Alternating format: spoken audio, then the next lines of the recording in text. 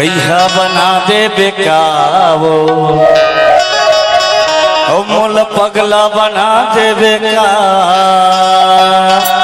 आखी गड़ा दे बेकारे बानी लगा ले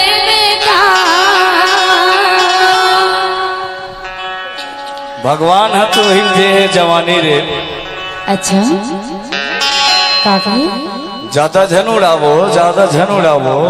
कैसे अच्छे बता का बात है? मैं कहता रे मैं सोचता मैं यारो कैसे मैं तो पहली नजर ले जब ले देखे हो ना। हाँ भेज दे थोड़ा राजेश पता मोर नयनम कत्का सुगर दिखता छो। कैसे दिखता हूँ? भेज के हाँ बस है ना। हाँ। अरे दादा रे जिसने तो चाल दिए जिसने गाल दिए जिसने बाल दिए वैसने कला दे रे झमाझम। अच्छा भैया बना दे पगला बना दे आखी गड़ा दे बानी लगा दे भैया बना दे पगला बना दे आखी गड़ा दे बानी लगा मोहदारी से तोर चढ़ती जवानी माया मफता बोलगा और माल के उपरिया माया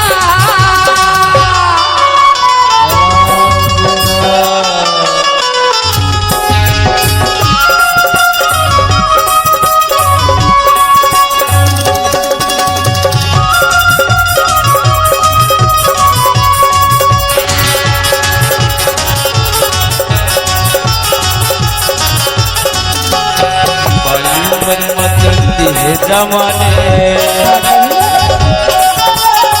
अपन मन के झलकर मनु माने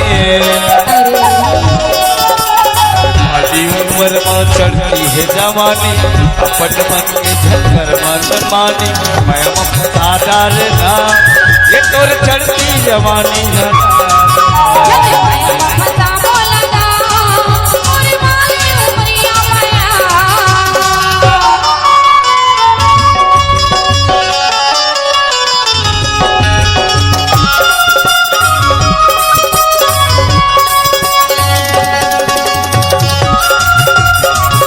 राजेश टेबल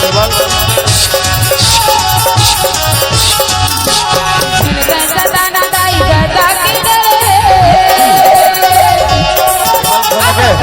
को भाई पूरी काली उम्र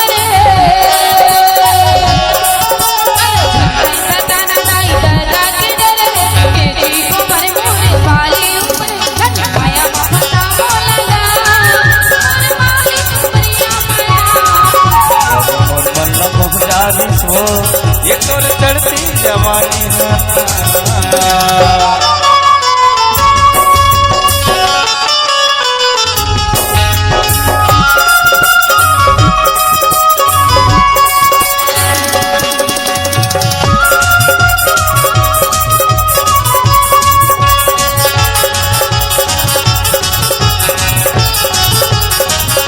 देख लेते तो लहो दिया ना पार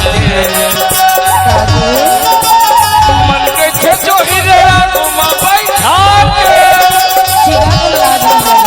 देख लेते तो लहो दिया ना पार के तेरा लीले घुमा बैठा के हिंदी गिटार से ना ये तोर चढ़ती जवानी माना माया मफता बोलगा और मालिक उपरिया माया बना दे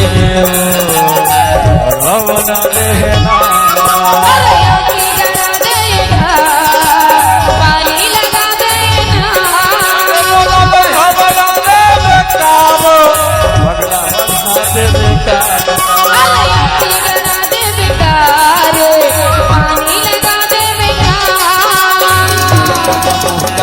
रे ते तो चढ़ती जवानी है ना माया मफता बोलगा और मालिक उपरिया ये तेरे वो तेरे तो चढ़ती जवानी है ना माया मालिक उपरिया माया जवानी है ना मोरे वाली उमरिया माया तोर चढ़ती जवानी है ना मोरे वाली उमरिया माया तोर चढ़ती जवानी है ना मोरे